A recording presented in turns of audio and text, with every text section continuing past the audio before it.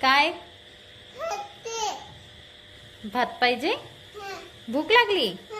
किती वाजले आता? 6 वाजले? 9 वाजले?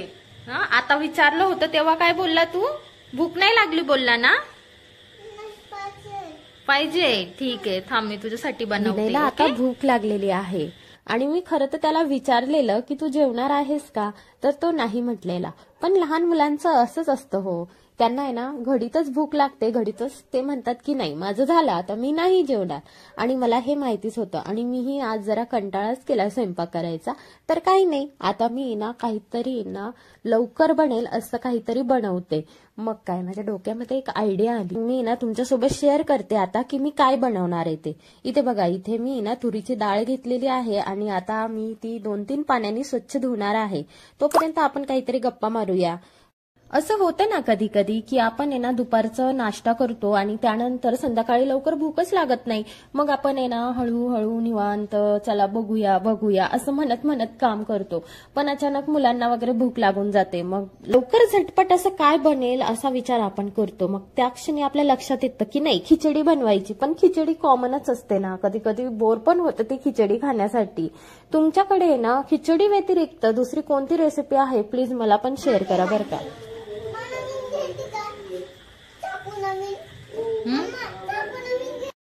सोबत गप्पा मारता मारता आहे ना माझा आहे ना स्वयंपाक आहे ना तो एकदम झटपट होऊन जातो. आता बघा, त्यांनी मला फ्रीज मधून आहे ना टोमॅटो आणि ना हिरवी मिरची आणून दिली. मी फटाफट त्याला कट करून साईडला ठेवून दिलेला आहे. आणि एका भांड्यामध्ये आता मी गव्हाचं पीठ घेतलेलं आहे, त्यामध्ये थोडी हळद घातलेली आहे आणि आता आहे ना त्यामध्ये मी थोडा ओवा घालते. ओवा घालून झाल्यानंतर आपण थोडं त्याच्यात चवीपुरतं मीठ घालायचं आणि एकीकडे मी जी डाळ धुवून ठेवलेली होती ना ती कुकरमध्ये लावून दिलेली आहे. आणि हा तोच कुकर आहे बरं का, जेव्हा मी भांड्यांचा व्हिडिओ बनवला ना तेव्हा मी तुम्हाला ते मोठे मोठे कुकरचे भांडे दाखवले. असा मोठाच कुकर आहे माझ्याकडे. आणि याचा हे बघा, आता मी ना व्यवस्थित ते ना कणिक मळून घेते. आणि हा जो काचेचा जार तुम्ही बघताय ना माझ्या हातामध्ये, तो मी डीमार्ट मधून घेतलेला आहे. खरं तर माझ्या भावानी ना मला खूप सारे याचे फायदे सांगितले की जर आपण ना काचेच्या भांड्यामध्ये पाणी साठवून ठेवलं आणि ते उन्हामध्ये गरम करून पिलं तर त्यानंतर आपल्या शरीरासाठी ते फायदेशीर असतं. पण ते माझ्याकडून काही झालं नाही आणि मग काय मी त्याचा उपयोग आहे ना किचनसाठीच करते आता. छान व्यवस्थित असं कणिक मळून झालेलं आहे. आता याला कव्हर करून मी रेस्ट करायला ठेवून देते. तोपर्यंत आपण आहे ना इकडे एका साईडला आहे ना फोडणीची तयारी करूया. काही काही लोकांना लक्षातच आलं असेल ना मी काय बनवते ते, त्यांनी कमेंटमध्ये आधीच सांगा बरं का की मी काय बनवत असणार आहे. नवीन लग्न झाल्यानंतर आहे ना मी पुण्याला आली आणि हसबंड पुण्याला असल्यामुळे काय व्हायचं ना की त्यांच्याकडे जास्त भांडे नव्हते.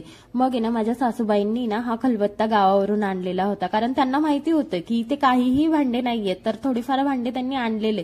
तेव्हा हा खलबत्ता बघा, हा खलबत्ता इतका चांगला आहे ना, वजनदार आहे आणि लोखंडाचा आहे, त्यामुळे ना काहीही टाकलं ना आपण फास्ट मध्ये ते असं कुठल्या जाता हाताने. आता मी एक कुकर घेतलेला आहे आणि त्या कुकरमध्ये 4 ते 5 पळी तेल टाकून घेतलेलं आहे. त्यानंतर मी याच्यामध्ये टाकली मोहरी, कुटलेलं लसूण, त्याच्यानंतर मी थोडं खोबरं पण किसून घेतलं होतं ते टाकलं आणि शेंगदाणे टाकलेले आहेत. आणि आता कुकर थंड झाला म्हणून मी ना आता काढून घेतलेली आहे डाळ. आणि बघा ह्या घोळणीने मस्त मला घोळता येतंय. ही घोळणी कोणाकोणाकडे आहे आणि कोणाला माहिती आहे कमेंटमध्ये सांगा, कारण मला आहे ना ही DIY मधून भेटले आणि खूप भारी आहे. म्हणजे एकदम फास्ट काम होतं. पण तुम्ही ना जर आंब्याच्या सीझन मध्ये तुम्हाला रस बनवायचा असेल तरी सुद्धा तुम्ही याचा उपयोग करू शकता. आणि आता मी फोडणीमध्ये थोडं लाल तिखट, हळद आणि ना मी घरीच एक मसाला बनवलेला होता तो थोडा टाकून घेतलेला आहे आणि 1 ग्लास पाणी टाकलेलं आहे. इकडे मी पोळपाट लाटणं घेतलेलं आहे आणि जे कणिक आपण मळलं होतं ना त्याची मस्त छान अशी चपाती लाटून घेतली आणि त्यानंतर चाकूने ना अशा त्याच्यावर लाईन्स आखल्या आणि त्याचे ना स्क्वेअर शेप तयार करून घेतले. ते मी आता कुकरमध्ये टाकून घेतलेलं आहे. अशा प्रकारे म्हणजे तुम्हाला जितकं पण लागेल, जितक्या चपात्या तुम्ही खातात त्या हिशोबाने तुम्ही अशा चपात्या बनवायच्या. त्यानंतर चाकूने त्याच्यावर शेप्स बनवायचे आणि मग ते कुकरमध्ये टाकायचे. यानंतर आपली जी डाळ रेडी आहे ना ती व्यवस्थित आपण घोळून घेतलेली आहे, ती मस्त टाकायची याच्यामध्ये आणि चवीपुरतं मीठ घालायचं आणि कुकरचं झाकण लावून घ्यायचं. 2 शिट्ट्या येईपर्यंत आपला पूर्ण किचन स्वच्छ करून घ्यायचा. आता तर सगळ्यांना समजलंच असणार आहे की मी काय बनवलंय ते. हो, आमच्या भागामध्ये ना याला वरण चिकोली म्हणतात. काही भागामध्ये दाल ढोकली म्हणतात. तुमच्या इथे काय म्हणतात मला कमेंटमध्ये नक्की सांगा. आणि कोणाकोणाला ही दाल ढोकली आवडते ते सुद्धा सांगा. मला तर फार आवडते.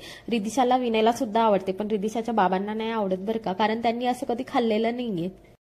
2 शिट्ट्या झालेल्या आहेत आणि आता मी कुकर बंद करून घेते आणि बघूया की रिदिशाला हे आवडतंय की नाही. रिदिशाला तर खूप आवडलंय. तुम्ही पण ही रेसिपी ना तुमच्या घरी ट्राय करून बघा आणि मला कमेंटमध्ये सांगा. भेटूया नेक्स्ट व्हिडिओमध्ये. तोपर्यंत बाय बाय. Please subscribe.